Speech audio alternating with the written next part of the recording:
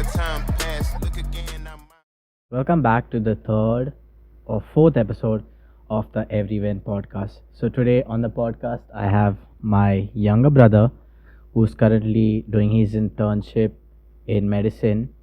And the reason we're having this podcast today is because I wanted to have a conversation with him about a New Year's resolution that he made. I don't know if he made it as a New Year's Not resolution. a New Year's resolution. But in the new year, he's joined the gym. And this is the first time you're joining a gym? It's the first time I've officially gone to a gym, yes. Yeah, and I've been telling him for years and years about joining the gym, but he never was able to do it.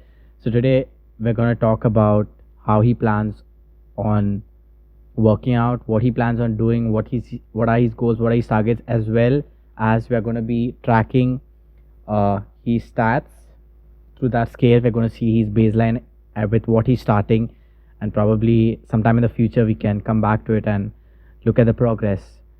So yeah, I guess the first question would be, why this year did you decide to go to the gym after years of me telling you to exercise and work out?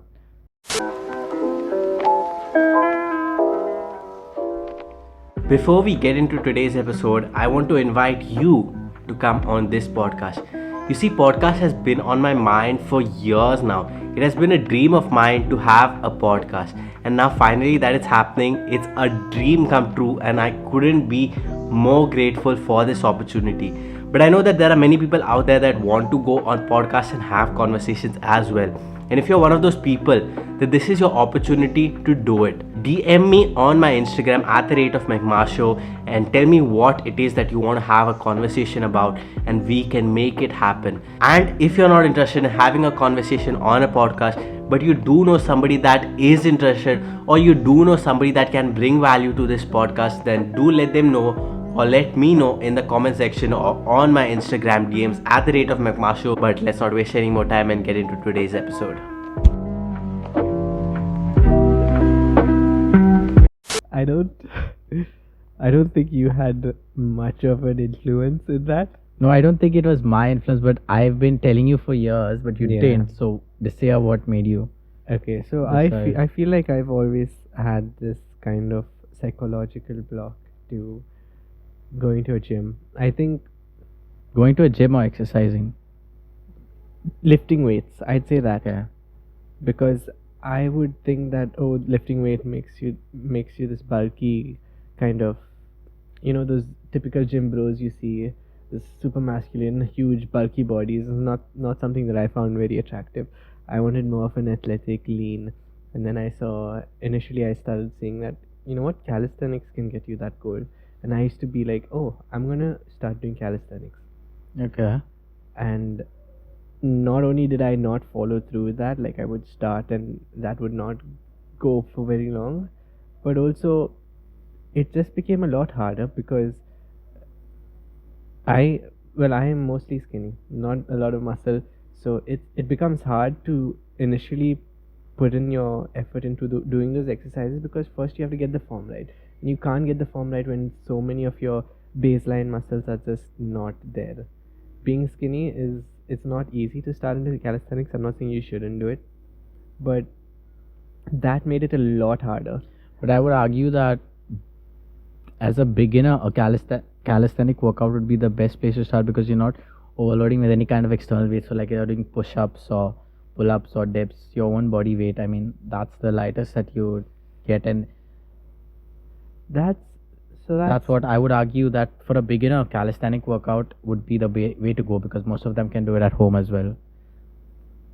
I guess that's fair, and that's partially true, because you said that in the intro that this is the first time I went to the gym, but this is not the first time I've worked out, right? Yeah. I've worked out. You have weights and a bench at home, so I've worked out with your weights and bench. I have done different calisthenic exercises based off of the Athletic and various 10x, various. yeah. So I guess in that sense you're right. Yeah, I would think so. I would think, yeah, calisthenic would be a good way to get you started into exercising. But the other problem with that is most people do a calisthenic workout at home or outside, so they're not making any kind of monetary commitment to join a gym. So even if they don't do it, it's like I'm not losing anything. I didn't pay for it. Yeah.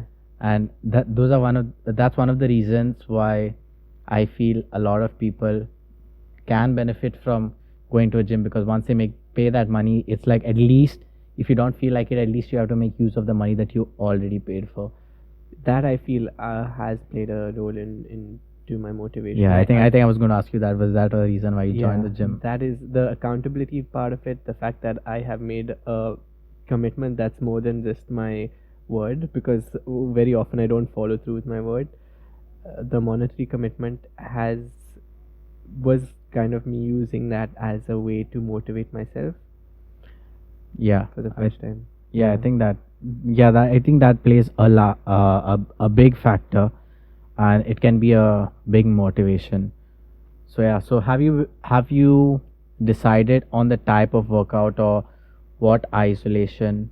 Actually, you know what? Before we get into those details, why don't you step onto the scale and let's see your baseline stats.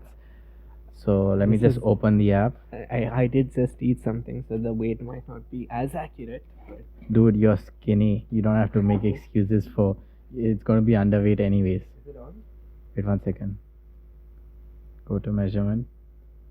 Yeah, you just have to step on it. So once it starts, yeah, so as you can see, it's tracking.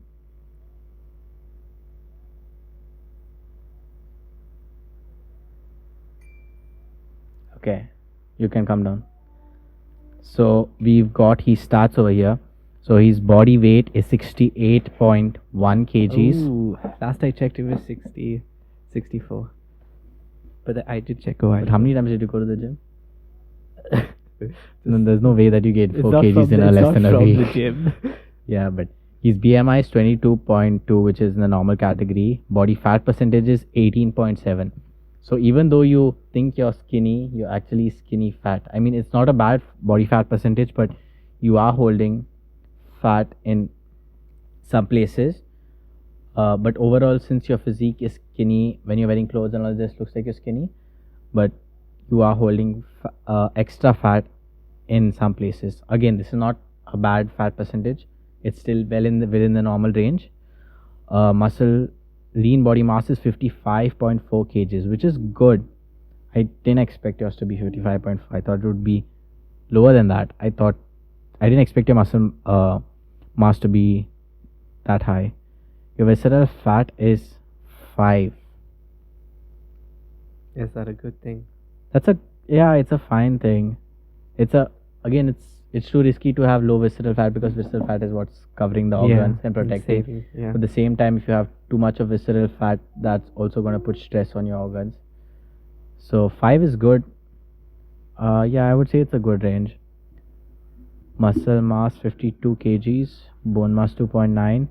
Your basal metabolic rate is 1500, and that 1500 calories. Again, these apps and these scales, they are not 100% accurate, but at least it gives you a point of comparison as a baseline and tracks your improvement or your progress. So it says your body type is fit. Interesting. I mean, you are not heavy, you are holding a lower amount of body fat. But according to when you last checked, so you had stepped on this scale, I guess, Some time back. on November 25th. Oh. Okay, that's a while back. So I guess Christmas and all. So it has shown that you have increased your weight by 2.7 kgs. Your BMI has gone up by 0.8, and your body fat percentage has gone by 1.4% in the last 2 months. It's grown by 1.4%. Yeah, that's the Christmas effect. Christmas effect. Yeah, but these stats are overall pretty decent. But with your idea of going to the gym, what is your goal? That's so sorry to be doing this on camera, but I feel like when the camera is on, it's the only time that you can actually capture his attention. So this is what I have to do.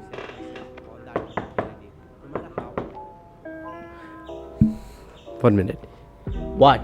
You know what? Can you say I'm in the middle of a podcast? Yeah, I know you're in the middle of a podcast, but you have to do it. Yeah, Yeah, I know. Ask them to subscribe. Yes, I will ask them to subscribe. Now. I will ask them. I will not forget this time. No, that's what you said last time. I know I said that last time as well.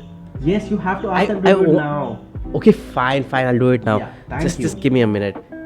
Guys, if you are enjoying this video and you're finding value from it, then please do hit the subscribe button because it helps this channel out a lot and it's able to pay my editor's salary. That's why he's forcing me to ask you. So please do hit the subscribe button to support my editor.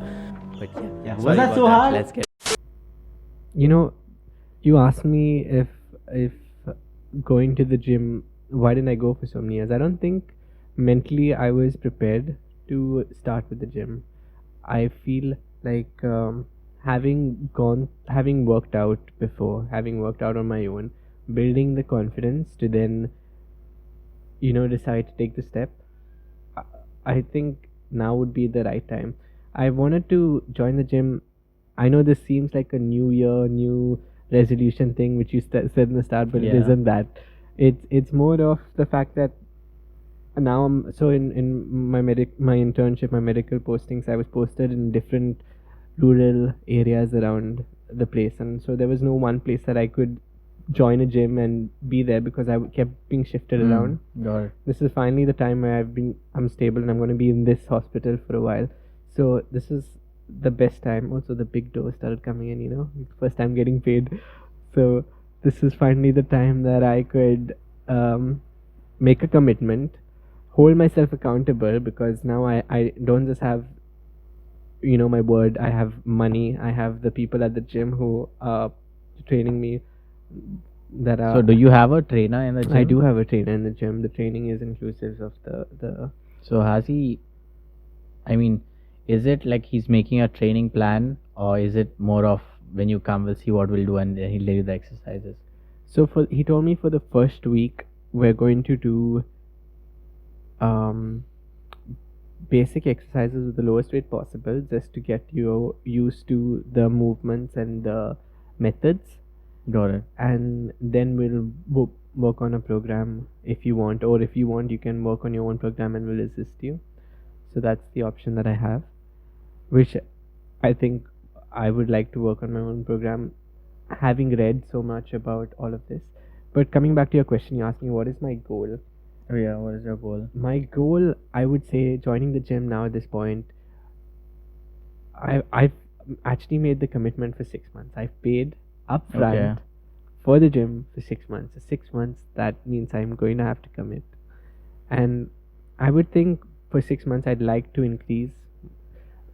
Well, I wasn't expecting my weight to be 68, but my goal weight was 72. Okay. My goal weight was 72, but that I wanted more of that to be muscle. Wanted to drop on the body fat and become a little more bulkier, because I am skinny. So lose a little bit of the fat, become bulkier, but mainly becoming bulkier, because I know that losing the fat and becoming bulkier at the same time can be counterproductive if not done right.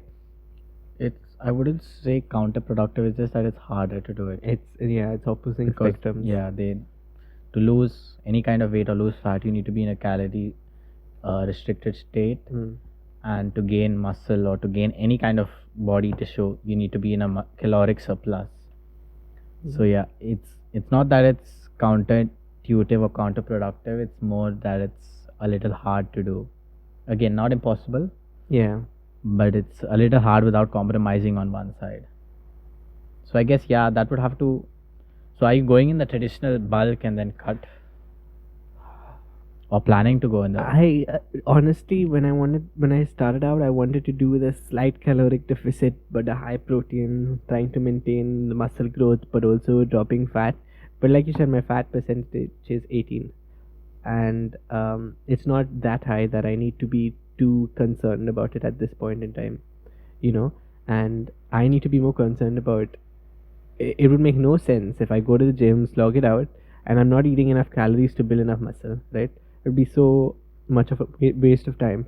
So right now I'm leaning towards bulking, then cutting. Maybe that will change as the course progresses. See, as long as you don't do a dirty bulk where Yeah. you're getting the calories from junk food, or you're eating too many calories, and because you're new to the gym, you have the advantage of the Newbe Gains.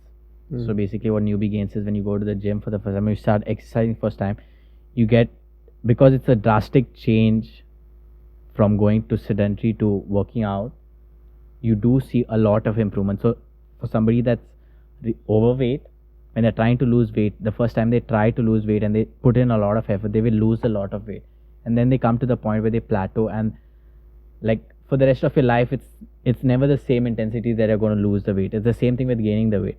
Again, your body fat percentage is low, so I would expect, as long as you're keeping a decent caloric surplus of say about 300 calories to your baseline, and it's clean food, focusing on protein, and you're prioritizing increasing the weight that you're able to lift, Progressively overloading. Yeah, progressively overloading. You should be able to gain muscle without gaining too much of fat.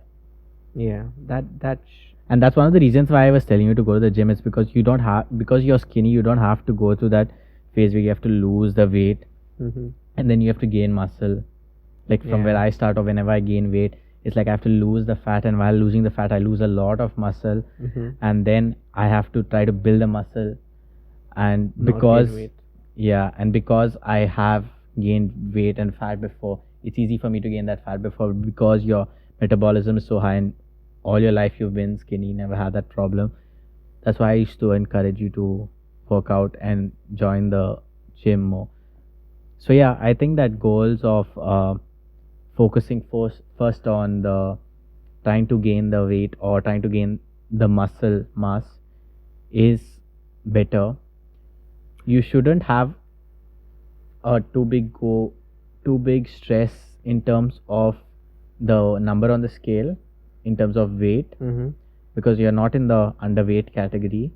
No. Neither are you in the overweight category. So more than the scale, what it tells you, I think you should be focused on, like, as cheesy as it sounds, looking in the mirror and seeing the athleticism that you're building. Like you can notice the fat, if you're building too much fat, if you're building muscle. Yeah, okay. Because again, that scale is not, right now again you're in the healthy category, but it's on the lower side for muscle mass. Yeah. And it's on the lower side for fat as well.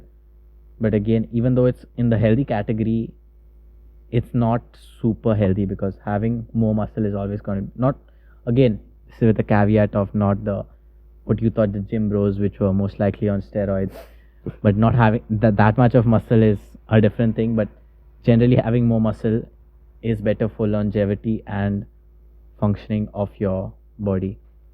So in terms of specific exercise or programs that you've been researching, that you said that you want to do your own program, what are you thinking, or what have you planned in terms of those lines? A part of what I've planned, so what I did, the last time I worked out was, I think, the last time I consistently worked out for a long period of time. Probably lockdown. Was probably, well, yeah, just towards the end of lockdown.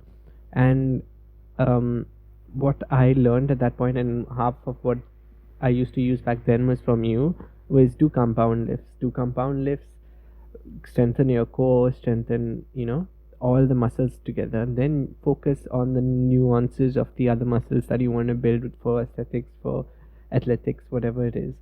So I'm going to focus on that same principle, starting off with the compound exercise, starting off with the deadlift benches, and moving from there. Okay, just before we carry on, compound lifts are basically exercises that involve multiple muscle groups to work while you're doing the exercise.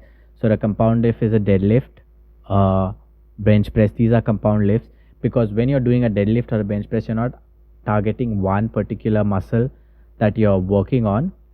You're rather going to involve a lot of many muscles of your body to contract to be able to do that movement. And the non-compound lifts, or what we call the isolation lifts, are when you're targeting only one particular muscle. For example, that's bicep curl. When you're doing a bicep curl, it's purely isolating the bicep. So the reason why compound lifts are better is because you end up engaging multiple muscles, and also your body learns to work as an entire cohesive system. So that helps with better form. It helps with building a better baseline, and that's why I always suggest start with compound lifts rather than isolation exercise. Even though when people go to the gym for the first time, the first thing they do is try to bicep curls. That's one of the worst things you can do. So in terms of your breakdown of your lifts in the week, how many times do you plan on training? I plan on training 3 to 4 times a week, preferably 4, depending on how many night duties. So how have you split up your training regimen in terms of muscle groups, or what you're going to be training? I've basically the thing that I'm thinking is having at least 2 sets of 2 days where I work out a certain muscle, not 2 sets, 2 days that I work out a certain muscle, and at least 3 sets on each of those days. Okay. Just to make that clear. No. Well, I think you got a little confused. I did get a little confused. I got very confused. So what I had in mind, this is taking off of Jeremy Ether's YouTube channel, Okay. is working out 10 to 20 sets per muscle group. So that includes like working them out at least twice a week. So doing 5 So 10 to 30 sets overall in the 20, week. Oh, You should per get. muscle group. Yeah. Okay. Fine. Got that. So working at least each muscle at least twice a week, right? Okay. So that's what I'm trying. So as of now, I haven't broken down which days I'm going to do which sets, but the base that I'm trying to work on is 2 days of each muscle in the week, and all the main muscle groups that I'm focusing are the core, mainly because my core is really weak. What I've realized, Yeah. the chest, the back, shoulders, and legs. So that's what I'm mainly focusing on right now. Okay. So you haven't decided how you're splitting that up. Not exactly, no. So there are multiple ways that you can approach this. So many beginners, what they like to do is they like to do a full body workout or a split it up. So since you're doing only 3 workouts a week, and because you're focusing on compound exercises, you can literally have a full body workout a day. The next day do a full body workout with different exercises, and the next day do a full body workout. Again, this is not the next consecutive day. The next workout day, do another full body workout again with different exercises. So in this way, since you're starting off, you're again engaging as many muscle groups as possible. So this is one way that people do start. The other common splits that they do is the push, pull, and the legs. Okay. So the push day is all the exercise that require you to push, contracting your muscles to push. So when I say push, I'm talking about bench press, I'm talking about overhead press. Yeah. These are all pushing exercises. And then these exercises at the same time, your tricep is also working in a push fashion because it's the one that makes you do these push actions. So the 3 muscles that usually are targeted in the push workouts are your chest, your shoulders, and the isolation is the triceps. And the pull exercises are all the back exercises. So back you're doing a pulling motion, the row you're doing a pulling motion, the deadlift is more of a lower body, I would say, in terms of muscle activity. But yeah, the pull exercises are basically the back exercises and the biceps, because bicep again you're pulling it up. Okay. So that's a very common split. And the third day is where you do legs. Yeah, squats. And if you're doing a fourth day of abs and core. So this is another way you can approach the split. Mm-hmm. And then the last split is now what I usually tell people to do, because mostly bodybuilders do this, like isolating one muscle in the day, and like just today we'll work out only biceps, or just today we'll work out only chest. So they will do as many exercises of chest as possible on that day. But what they don't tell you is the only reason they're able to do this is not the only reason, but one of the major reasons is because they're on steroids. Mm-hmm. When you're on steroids, that changes your healing process. It increases the healing process. You can gain much more muscle.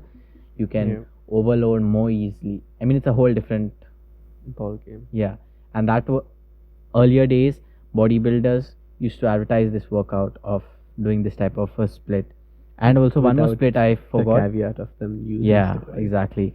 And also another one that I've done a couple of times and I've heard it get popularity recently is you're doing the opposite. You're engaging opposite muscle groups on a particular day. So, for example, you're doing a bench press. Mm-hmm. Immediately after the bench press, you go and you do a back exercise. Yeah. Okay. So you're doing both the push and the pull, and you're alternating them. From a scientific standpoint, what we studied in physiotherapy, I do see the logic in this. It is like if you're doing a bench press, because this muscle is contracting, the opposite muscle has to relax to allow this movement to be smoother. So when you have the opposite muscle relaxing, then you target the opposite muscle and make that contract. So then opposite muscle to that will start relaxing. Yeah. So I do see the validity in that, but I've never tried this, and I don't know. You can try it, but which type of split would you think you would lean more towards? Again, you don't have to make the decision now, but which one seems more attractive to you? I think, given that I want,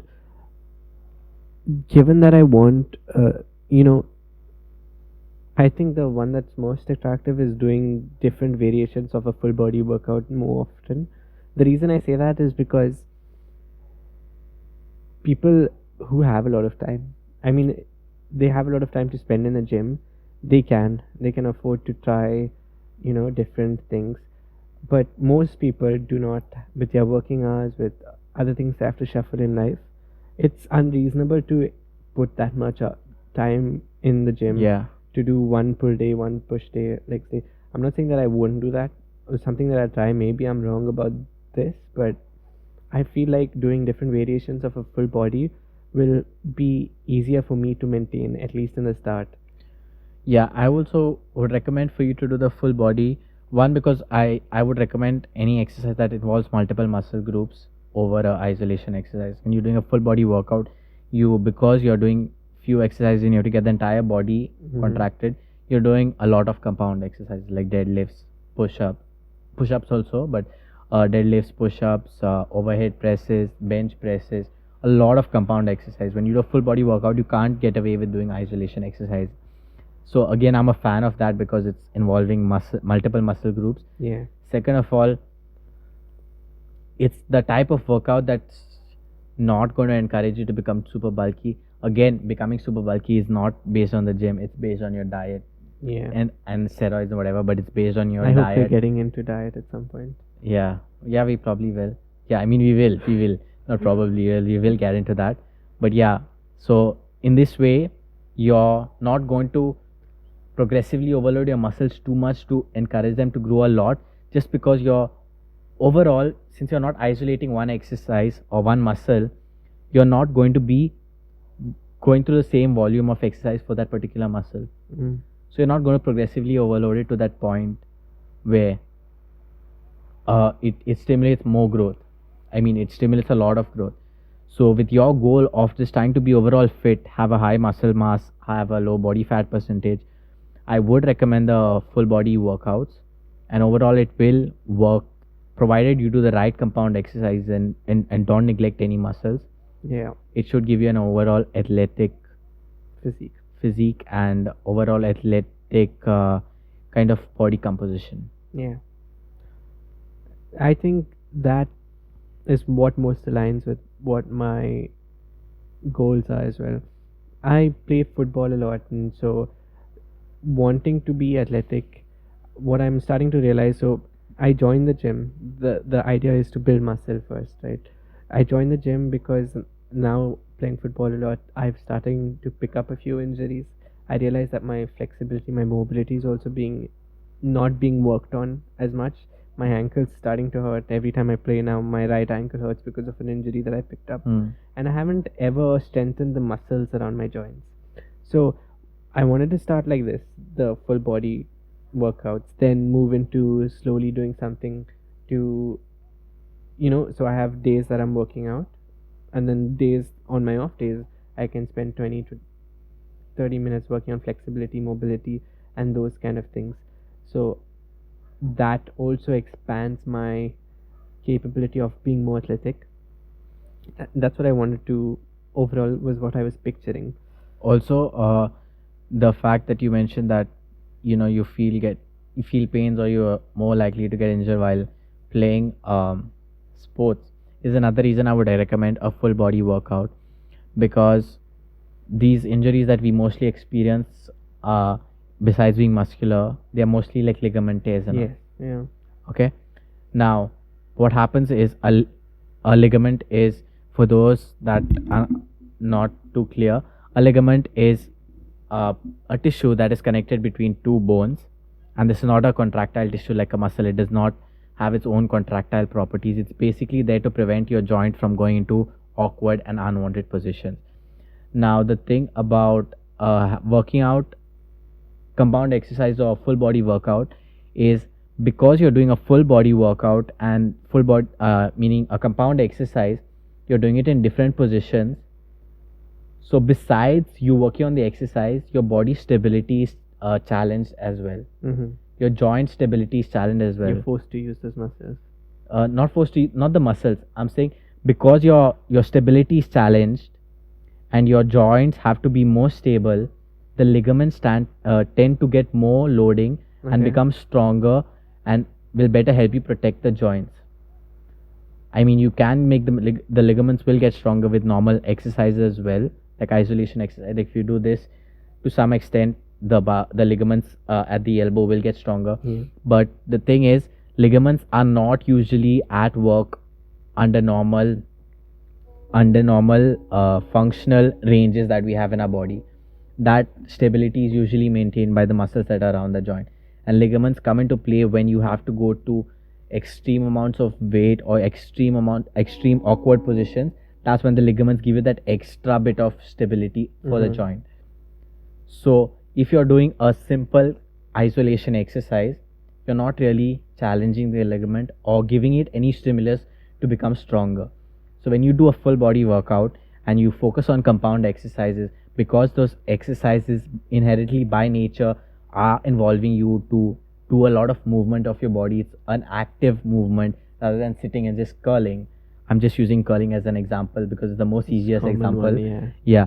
So because you're doing that, for example, for deadlift itself, you have to bend your knees, you have to make your knees straight, your ankles are going to change position, your back, so many joints are moving, and because you're progressively overloading it with weight, your ligaments at some point are going to start kicking in to provide you that extra stability, which is going to increase your ligament strength and make it stronger.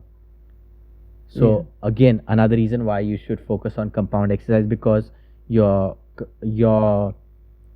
goal or your lifestyle involves playing football and all. So that's another reason why you should focus on compound exercise, and why a full body workout might be more beneficial for you. So that's what I was saying. It's for sure something that I'd start off with. I think the different variations of push pull leg and all of that, I will experiment with. That is also good, provided you're doing compound exercise for the push pull. So right now the majority of the workouts I do are push pull legs, but it's more involved on this compound exercise. So for the push day, I'm going to do overhead presses, I'm going to do a bench press. And what we did today. What we did today. Today, the first time I can remember that he agreed to work out with me. But yeah, and then just one isolation exercise and the delt flies, working on the deltoids, and we just had one isolation, that was the triceps. We just isolated it at the end. So again, if you're doing whatever variation you're doing, I would focus on getting compound exercises. And I'm glad that your goal is not to become big and just get big and build big muscles, because then you will end up training more for health benefits rather than aesthetic benefits. Yeah. and not follow the gym bro splits. Mm-hmm. So yeah, in that way, I would say that that would be a good way for you to start. Do you have any other questions about training before you want to touch on nutrition? Again, nutrition is not my specialty. No. I'm not that great at nutrition, but whatever I do know, I can share. No, I think that covers it. I think what I find important more than fixing on a regimen. So what I've done last time and what I'm going to plan on doing now is I've kept a little notebook. I go to the gym. I think it's important to be conscious about what you're doing, and then so I go to the gym. I write down, this is the exercise done. This is how many sets. This is how many Tracking. reps. Yeah. And that's the weight that I used. And then the next time, I need to try to do a little better. Not even try. I need to do a little better. I need to push myself to do a little better. I don't have a fixed target that I'm going for in terms of weight, in terms of that, but I'm trying to progressively be better. And seeing that, seeing the exercises that I have, and knowing that this is what I've done, seeing the results, looking in the mirror, seeing the results on the muscle that's on my body, then I can then adjust. What am I lacking? What am I not putting enough? What I learned the last time during the lockdown when I was working out was I was doing these exercises, but my core was not doing it well enough, and then I was starting to get some backaches. And so I was not working out my core. Checked my list of the things that I was doing, nothing for core in there. So that started to show up as an issue. So I feel like tracking an exercise, your workouts, is very important, and being conscious about that is very important. Yeah, I do get that. Yeah, I think not focusing on having an end goal and rather just focusing on making daily improvement is also a better recipe in terms of longevity as well as being consistent, because then you're just seeing the improvement on a daily or a weekly basis rather than having that lofty goal that is far, and like you work out and you're like still so far, you might as well give up. In terms of maintaining consistency with that. And the other thing, you mentioned something else just now which I had a point to Was say. it about tracking? No, the tracking is fine. You had said something else towards the end which I had a point to add to. Was it about my backache? Because it's a Oh physiotherapy. yeah, it was about the core. So you said that you should add exercises that isolate the core, which is true. Exercises that do the exercises that are focused on core workouts are good, but more than that, I would encourage you to focus on having your core working during every single exercise. Which brings me to actually a question that I thought of, which I had thought of earlier, but I couldn't remember it. Being conscious about your core while you're doing these compound lifts is very difficult. So I was just wondering the other day if doing isolated core exercises makes it easier than when you're doing a compound exercise to engage your core, focus on your core. I'm pretty sure that doing core workouts, isolated core workouts, will help, because again, it will increase the neural connectivity and coordination between your brain and your core. Like the more you work on your core and strengthen your core, the more control you will have, the more conscious control you will be able to have over your core. But the reason I say focus on your core during every exercise is because the core is again a group of muscles that are surrounding your back and your stomach area, abdominal area. So the reason I'm saying focus on strengthening your core or working out your core during other exercises, because the main function of the core is to maintain stability of your body, in specific to maintain the upper body stability with respect to the lower body. So the main function of the core is to maintain stability, and because of that reason, the muscle fibers that are in the that make up the muscles of the core are mostly what we call as slow twitch fiber, meaning basically they function on oxygen, and because they are working out throughout the day to maintain our stability, these muscles don't get fatigued like how our biceps would get fatigued after doing a workout. So the reason I'm saying do a focus on core contracting during your other exercises, because the core's main function of the body is to maintain your stability while you're doing other things. So if you're training your core to be stable while you're doing the exercises, you're training your core to be better at what it's supposed to do, if that makes sense. Yeah. Because your goal with the core is not to make it big and stronger. It's yeah. Because making your core stronger is not going to help you. Like, your core cannot help you curl a dumbbell. Making the core stronger is not going to help you do any peripheral movements better. I mean, overall, yes, definitely it is going to help the peripheral Stability movements because of while- the stability. Yeah. But the main function is to maintain the stability of your body and your spine. Yeah. So in that way, when you focus on core contraction while you're doing your normal workouts, you're training your core to be more active and to contract better and to stabilize better and become better at the job that it's supposed to be doing and the job that it's doing on a daily basis 24/7. Mm-hmm. And it just becomes a mental reminder initially. I mean, you have to make it a mental reminder initially to do that. Which is really not as It's easy not as it's not as easy, yeah, I know. But I've reached to the point where now, because I've been so conscious that I have to pull my core and I have to pull my core in, sometimes I find myself starting an exercise, I don't consciously think about the core, but then when I remember the core and I start focusing on it, I notice my core is already contracted and already pulled in. Mm-hmm. It's just because you're creating it, making it a habit, making it habitual. Yeah. Your core starts functioning better and more efficiently. It just knows that It's it learned needs what to to do now. contract more. You're doing more weights. We've gone through this drill. You've done more weights, and I need to be contracting more to be stabilizing your body better. So the next time you're exposed to more weights, you're stabilizing better. Mm-hmm. So this translates into a functional benefit as well. And in terms of playing football and all, is going to be very beneficial for you Yeah. to maintain your stability, because football requires a lot of agility, Mm-hmm. a lot of movement, a lot of change in direction. So the stronger and more efficient your core is at handling these kind of situations, the better. So that's why I'm not a big fan of isolated core exercises, but rather focusing on contracting your core through every exercise. In that way, you're also getting a large volume of core contractions. Would you suggest contracting your core as you go through your day? Yeah, I do. I think that's the biggest and most common piece of advice I give to all my patients. No matter what you're doing, you're sitting, Mm-hmm. you're standing, you're walking, you're sleeping, even sleeping. Like, I tell them, just try to do core contraction. At least when you remember it, just pull your stomach in, contract your core, hold it tight, and don't hold your breath. Like, you can do it while talking as well, while breathing normally, and at least try to hold it for 30 seconds. And then after 30 seconds, you'll probably forget about it and go about the rest of your day. But it's the small things, these repetitions, that are going to make it better efficient.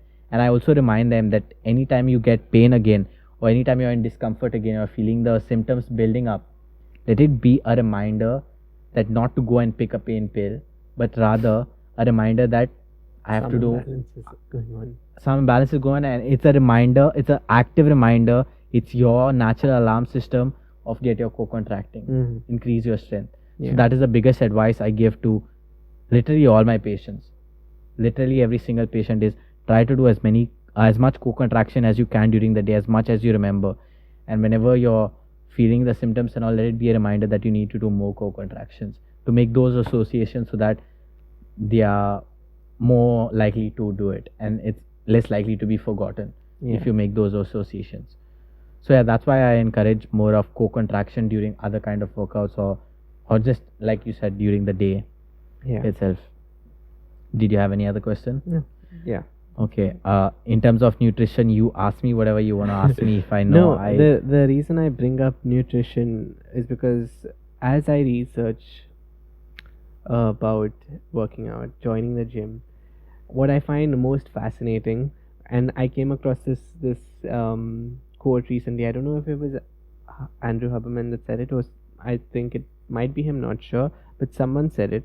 Someone who scientifically validated it. Is that you need, I'm not sure the percentages are right, but around 50% of your work gains will come during your rest, 30% during your doing your nutrition, and only 20% will be of what you do in the gym.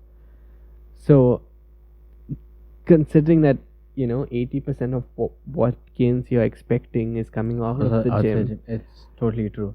it's totally mind-blowing to me, and it's something that I'm I've gone down different rabbit holes trying to figure out how to get rest when now I have night duties working as a doctor, and I'm sure in many other fields there are night duties and night shifts.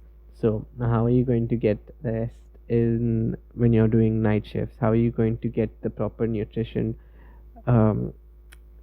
So nutrition in general is kind of controversial. I don't exactly know why, but my first question about nutrition to you would be the whole concept of calorie in, calorie out. Now that we know that my BMI is around 1500 approximately. Yeah, okay. BMI, You'll have to not do it. my Yeah. basal metabolic rate. Yeah, but I mean, again, that's just an approximate. You need to So- experiment and see. So when you talk about, let's assume it's accurate, okay? Let's assume my basal metabolic rate is 1500. Okay. Now if I work out that day, how many calories do you think I burn? On a 600? good day in the gym, probably maybe 600, depending on what exercises and all. But yeah, Let's assume it's 500. So then I've done 2000 calories. I've used up 2000 calories in my day. So how much should I be eating after that?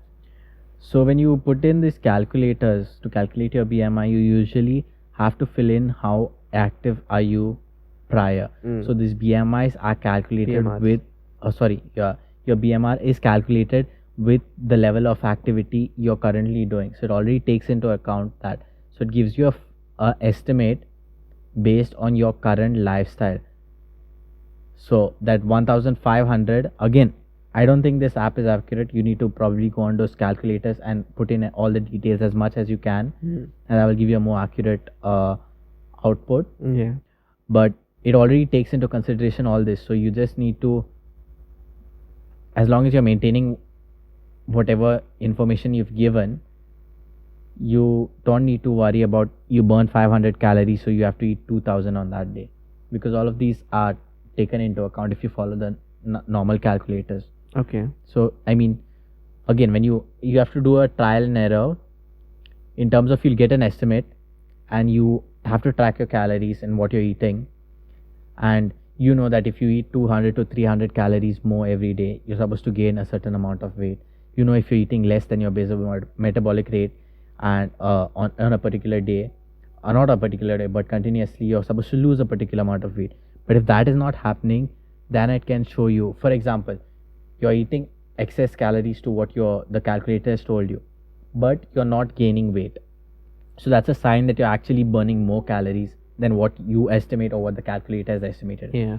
So then you try increasing it a bit more, and once you see that change or that increase in weight that you were hoping for, then you have an idea, okay, this is around the baseline where I will make these gains, or this is around the baseline where I should go to make cuts or lose fat or lose weight. So again, that is trial and error, but this will give you an estimate of where to start with your trial and error kind of experiments, of the baseline of where to start. That makes sense. And as it pertains to the protein intake of people, what do you suggest would be a normal amount of protein? Not a normal amount of protein, an ideal amount of protein for a person who's just starting to work out. They're starting to work out, because you're doing exercise, they usually say about 1.2 to 1.3 per kg of body weight. For a person that is not exercising or progressively overloading, I would recommend 0.8 to a gram per kg of body weight. But if you're working out, again, this will have to be trial and error, seeing according to you. And now that you have this data, you can actually see if you had muscle loss, and you can account for increasing the protein. But in general, also for muscle building, I don't think protein is the only important thing. Protein and carbs both are important for muscle building. So if you had the idea in your head that you'll just increase your protein and keep your carbs down so you can target gaining muscle and losing fat, that's not how it works, because for protein synthesis or for the muscle to recover, it requires carbohydrates as a fuel source. That's interesting. That's So you need to have a good amount of carbohydrates. I mean, the other option is ketosis, when you're completely relying on fat. fasting. No, not fasting also. Ketosis, when you are relying only on fat sources, when you cut out the carbohydrates completely, so you eat a lot of fat. You probably not heard of the diet, but there's a Oh yeah, keto diet. keto diet. Yeah. So that is where you eat a high amount of fat and you eat a very low amount of carbohydrates. You're trying to make your body function on fat. So besides that, in general, to gain muscle, you need to be eating a good amount of carbohydrates as well as a good amount of protein.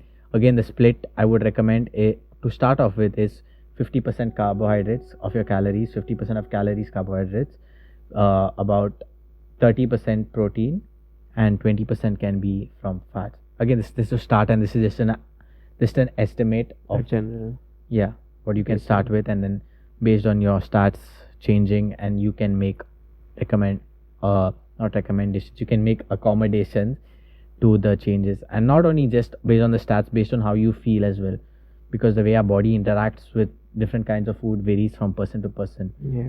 There are so many factors that influence. So I mean, for me, for example, protein shakes never they made me feel sick. One, because I have IBS and lactose intolerant. They made me feel crap. They made me feel lethargic and groggy, and I just felt overall very bad. But I used to have protein shakes because I need to get more protein. And if I don't, I initially when I started, I was on the mindset that if I don't have protein shakes, I will not be able to build muscle. But as I got into physiotherapy and I started studying about it, I realized that it's fine if I don't have protein shakes because it's affecting my health badly. So just because there is advice out there, but your body is giving you signals that it's not working for you, you don't have to continue following it. You can make accommodations in that way. Which is actually what brings me to my next question about proteins, which is a good segue because I was going to ask you, because just today I was looking at it. I've been tracking my meals for a number of days now. I consume around 80 grams of protein. Okay. I'd say a little less most days. On a good day, 80 grams. Okay. Just from my normal diet, just from what I can get from the sources around me while I'm, at work and all of the other things. That's pretty good, to be honest, because right now, even though I'm prioritizing protein, having like 5-6 eggs a day and stuff, and my diet is like pretty clean, I end up getting 90 to 100 grams of protein. So you getting 80 grams of protein, where exactly is that protein coming from? Because you live in the hostel, right? So where do you get that? So with my meals, I think both of us, or rather all of us, don't have a habit of eating a lot of junk food. I think in this family, at least, we eat a lot more of lean meats and we eat a lot of meats. What kind of diet are you currently eating? So give an example of one meal. So I have this different service that I subscribe to while I'm at the hostel. They have chicken. They have around, I don't know how many grams, I think around 100 grams of chicken, 100 grams of, I think 100 is a bit too much, but I think 100 is on the higher side. Yeah, so based on what these people usually give. Yeah, so I have one boiled egg, I have chicken, I have veggies, I have two chapatis with it, and rice. So, and a salad. Okay. So that's one meal. A salad, two chapatis, rice, chicken, boiled egg. And okay, got it. Do that twice a day. Plus, in the evening, or I'll go and eat a beef, a cutlet pav, or something of that sort. Mainly my source of protein is coming from the eggs. I don't think so. But quite a bit of it is being supplemented by the eggs. Got it. No, I'm probably track your muscle mass gain and everything and come back to it, because a lot of times we do end up overestimating how much protein we're eating. Yeah, because we're not exactly weighing the foods. Yeah. So we take an approximate. That's the mistake that I used to do a lot.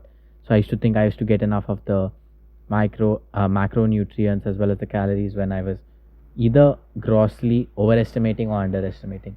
So again, you need to look back on the data later. But what was your question regarding that? But the question regarding that then would be like, okay, let's assume that I overestimated it. Let's assume it's in this 65 range. Okay, my weight is 68. Okay, so let's assume I'm taking 68. That's 1 gram of protein per kg. Would you recommend me taking a protein supplement, a protein shake, because that in itself is around 25 to around 30 grams of protein. It's about 25 grams per scoop. Yeah. Yeah. So having that as a supplementation to my diet, would you recommend it? Just today I was reading that, you know, about protein shakes, about protein in general. It matters about the quantity and the quality of protein. Yeah. And having some of these protein shakes. First question would be, are some of these protein shakes bad for you? Second question would be, would you recommend it for someone who may not be meeting those protein targets in their meal? So I think it's a good way, for people that are not able to meet their protein requirements, it's a good way to supplement, and I think it has its benefits in that way. In terms of are they super healthy and all, I haven't looked into the research into it, or I don't know about the research into it. So in terms of their long-term health benefits or long-term harmful effects, I am not aware, just because it didn't agree with me, and I was not a fan of it. And also I have become a little bit against the supplement industry in general, because they try to make you feel like the products that they're selling are miracle products, and without their products you're not going to be able to get the gains that you want to get. And that's the marketing ploy that they've taken. And also they come up with a lot of supplements which apparently boost sleep, boost this, boost that, and it's like if you don't take this, your protein, your training is going to get badly affected and all. So yeah, it is a good form of supplementing the amount of protein, but at the same time, as a beginner, I would say not to take too much stress about the calories of protein and not the calories, the grams of protein. I mean, get the baseline good, but don't stress about it too much if you're getting less. Again, after tracking your data, if you feel like you're losing a significant amount of muscle, then you just know you need to increase your protein.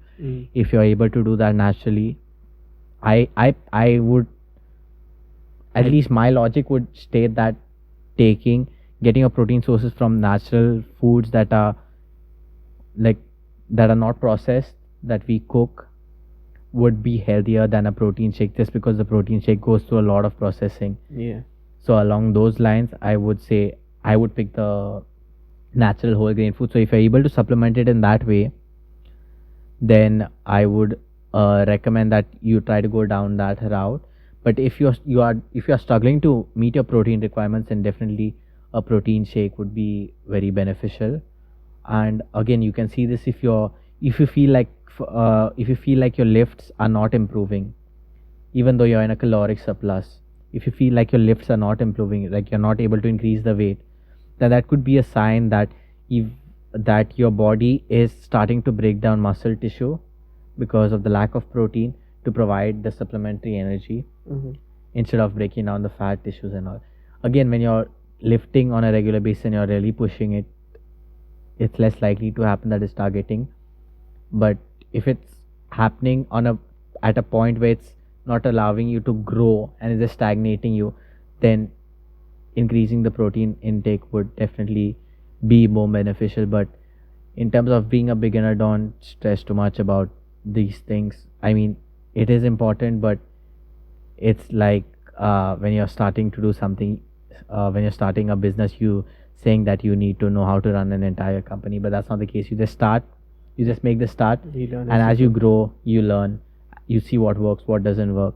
So instead of getting bogged down with the details of, that's probably what overwhelms people and makes them quit, because they feel like there's so much information and so many things I have to do that it's becoming overwhelming, I might as well just give up.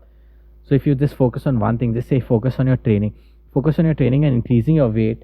If you're able to lift heavier, that's also a sign that your muscles are growing. Yeah. Your protein intake is kind of right. You're getting the caloric surplus. Again, if you're still able to maintain that lean muscle mass, so like focusing on factors that are important for the start can be good enough. And as you get better and bigger, and as you want to dial it down more, then you can start going into the details. But if you stress too much about the details in the start, the chances of you giving up are much higher. This the what do you call it? The choice paralysis. Yeah, the choice paralysis, or the the having the lot of choice. There's a study about it. I mean, it applies to a lot of our lives in in this decade, with having a lot of choice in terms of content, in terms of information, in terms of options of what you can do with your life. That does overwhelm you. Yeah. So don't get too bogged down with the details, and more important, just focus on increasing your weight and trying to get eating a healthy diet, and overall just increasing your calories. But main focus should be increasing your weight and getting a healthy diet more than amount of calories. Focus on trying to get a clean diet. And I'm asking this because I know that you do intermittent fasting, and so my next question is, would you recommend intermittent fasting for someone like me? I know that eating heavy meals is not something that I can do easily, so having that 8-hour window of eating heavy seems like a challenge, and I don't think I'll be trying it out at this point in time. But is it something that you would recommend? Not if you're not going to be able to get your caloric needs. Not if you're not going to be able to get your caloric needs for the day in that particular window. If you're not going to be able to do that, don't do intermittent fasting. But if you are able to meet your caloric requirements for the day in that short window, then yes, I would recommend intermittent fasting to majority of the people, provided they don't have any health conditions and it's contraindicated for them, because there are so many benefits, so many documented benefits of fasting. I'm not just talking about losing fat and stuff like that, but there are so many documented research about fasting in terms of quality of life, quality of health. So in terms of those benefits, overall I am a fan of fasting, and it does make a difference. But if you're not going to be able to meet your caloric requirements, you're going to do more harm than good. So it's not something that I would recommend to everyone. It depends on case to case scenario.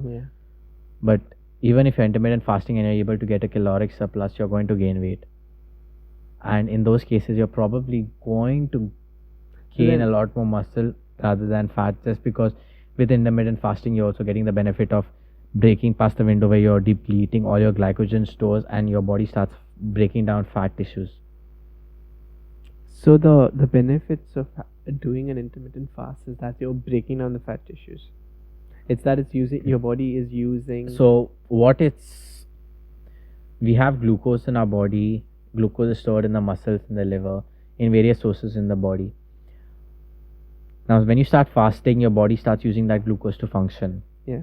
But usually those glucose stores are empty by around the 12 to 14 hours of the day of the fast. You kind of deplete all of your glycogen stores.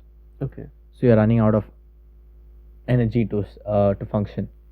It's at this point that the body goes to other tissues to try to find something it can break down and give you energy, give your body energy to continue working. Again, this is not that it always targets fat. It can break down muscle tissue as well. Especially if you're on a caloric restriction diet, it can break down muscle tissue. But how you can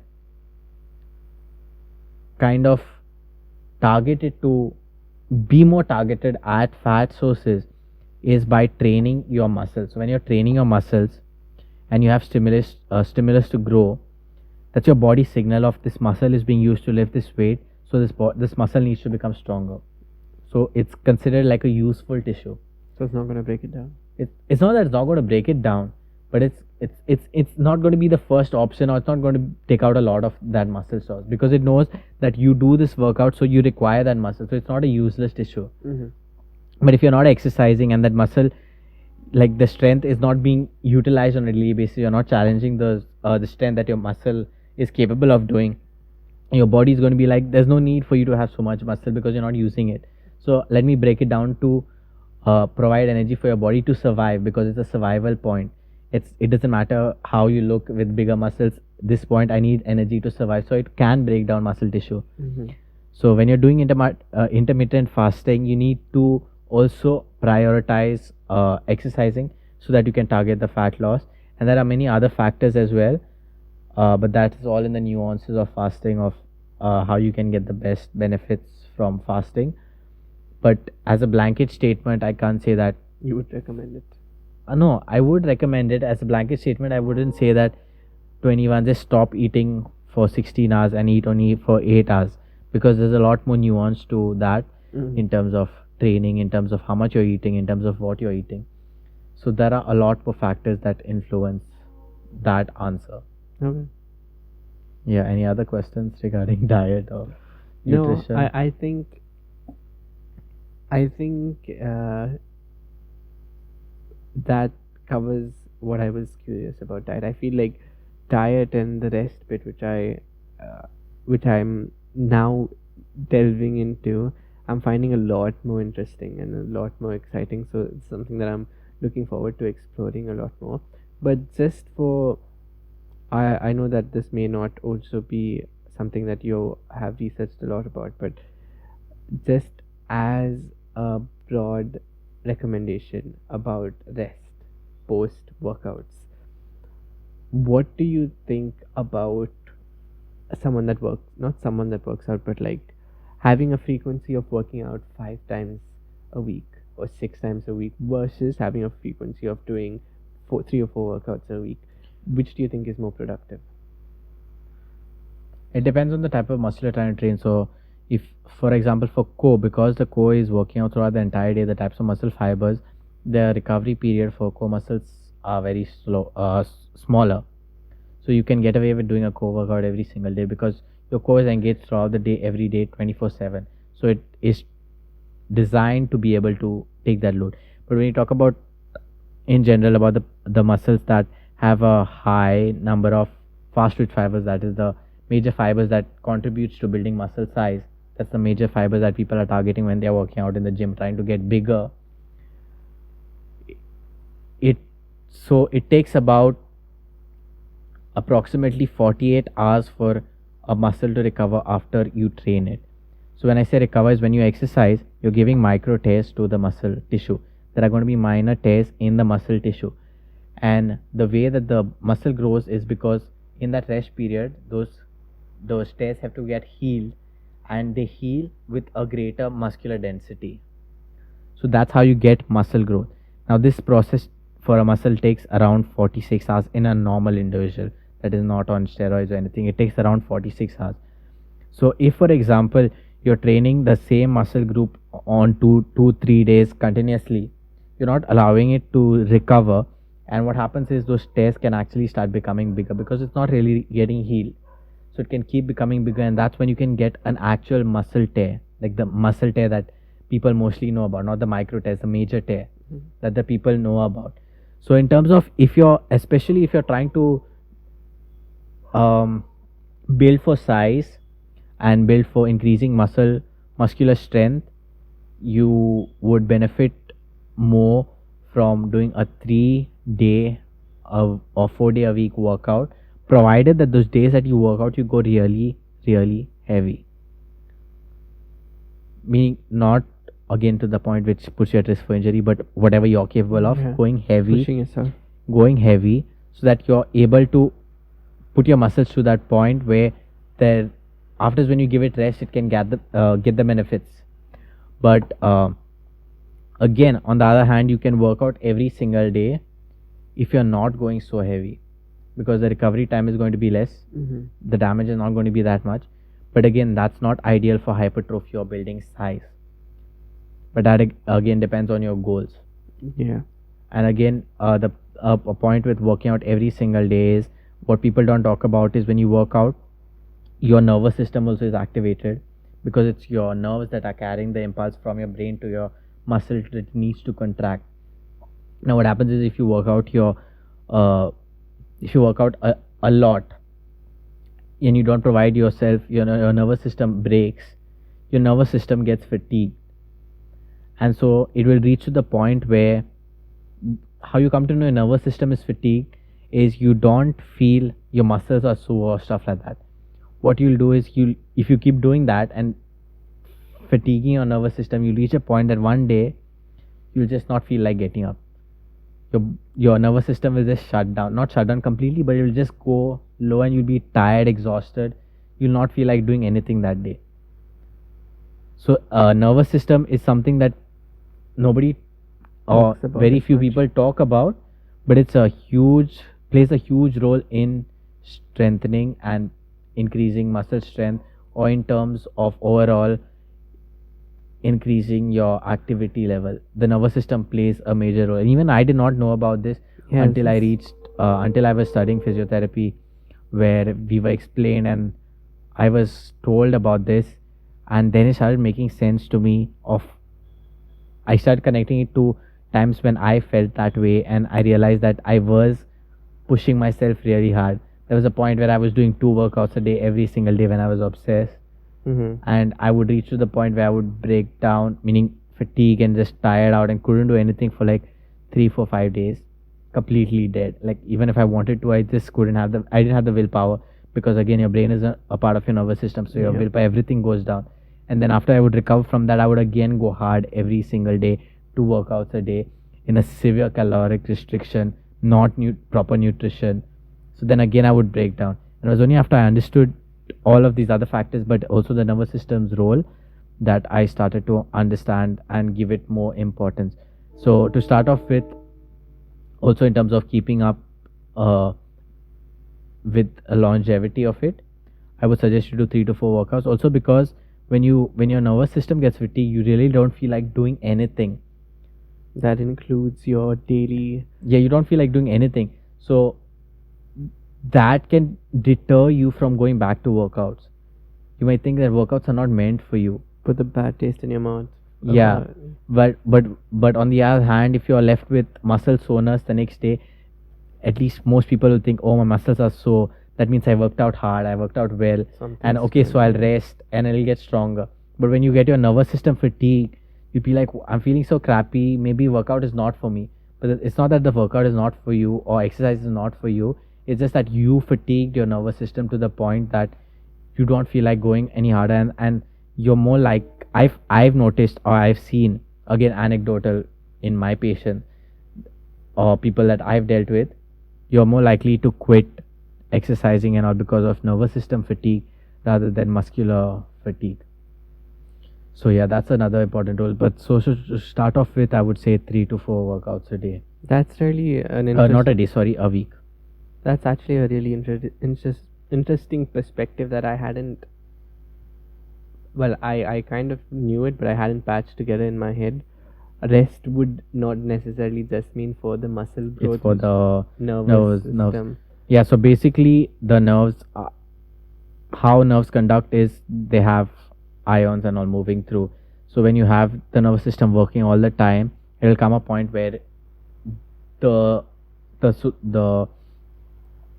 things that create the potential The are actual going to be, the actual potential is going to be depleted, and you're not going to be, in order to be able to regain that action potential and to have the ions moving in the right direction, there has to be a point of rest, that is mostly during sleep, that requires you to reset that entire system so that it can So start functioning in the same way.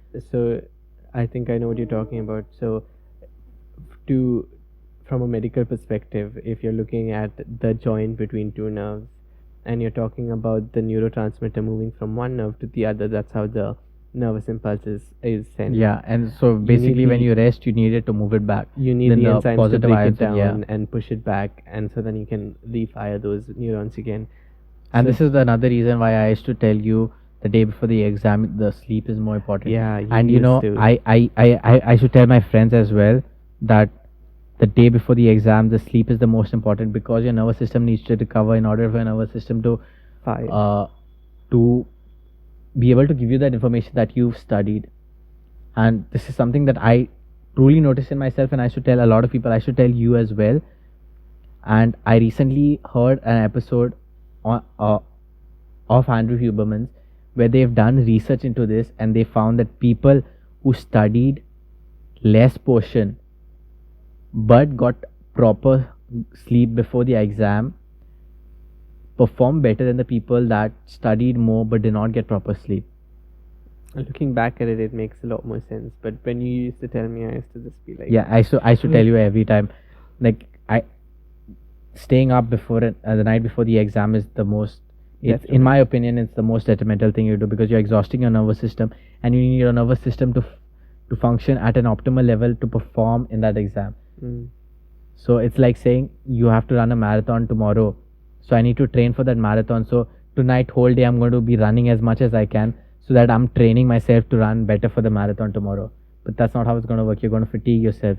Nobody, even players or athletes are not going to train hard before a big game. So it's as simple as that.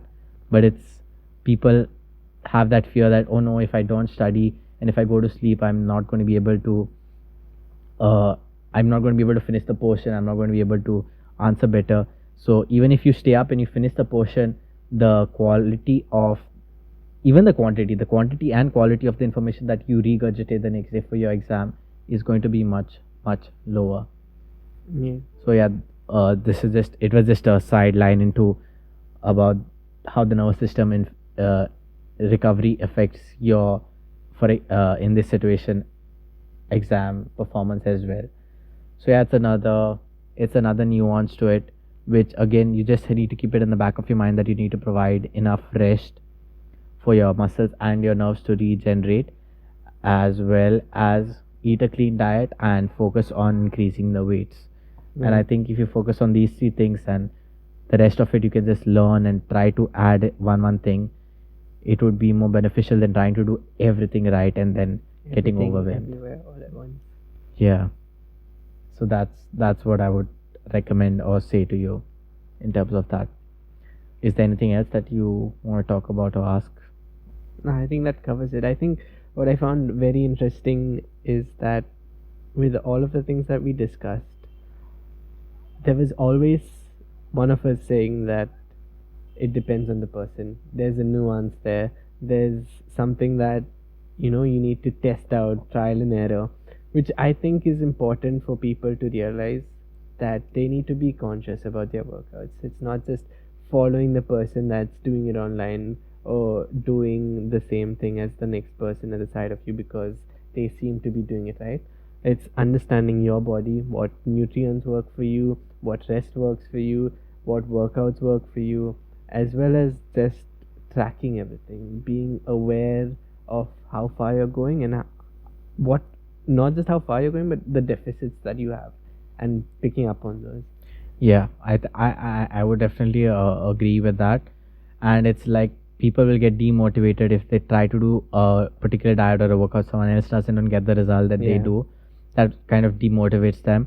And I think for people to be, the best beginner advice you can give is focus on, take a few, maybe 2 or 3 things that you want to focus on, and start doing that and understanding your body response and how your body best benefits from, in what ways of doing that. You can try multiple different types of workout and see what works for you. But at the end of the day, you need to find those factors on which you can build the baseline for your fitness and your workout journey. Again, this is again something that will lead to a better longevity and a better consistency in terms of your exercise and being active long term. Yeah, I think that would be a good note to end this podcast on. So if you guys have set a New Year's resolution to work out, and the date today is 7th, and for some reason if you've given up or you've fallen back, that shouldn't be a deterrent that, you know what, I've already fallen back, I might as well start next year. Just, even if you fail your New Year's, just start exercising it. Just start. That's the best thing that you can do for yourself in terms of anything. Just start and you'll figure it out. Just even if you take one thing to focus on, say you're focusing on diet or you're focusing on weight, you might not get the best results, but it's a start and you will get better as you go. You need to be comfortable with the fact that it's going to take time and it's going to take effort, but overall it's going to have positive impacts in your life, not just in terms of building a body or looking good, but in your everyday life it makes a difference as well. So I think that would be a good way to end this podcast. And yeah, we went for 1 hour 18 20 minutes. Okay, this is the longest podcast episode I've done, and it's pretty late also. It's like 11:40 as you guys can see. So I'll see you guys in the next episode. See you Thanks guys. again for coming, Yeah, thank you. and then we'll for having me. probably do another follow-up Follow-up episode in a with couple that. of months. Yeah.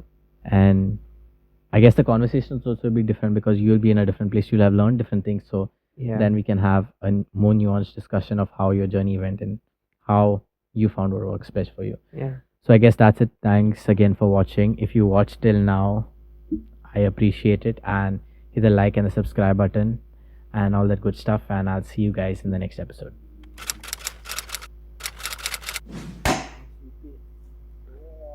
Sleeping during my podcast? What nonsense is this? also sleepy. Your eyes are red, bro.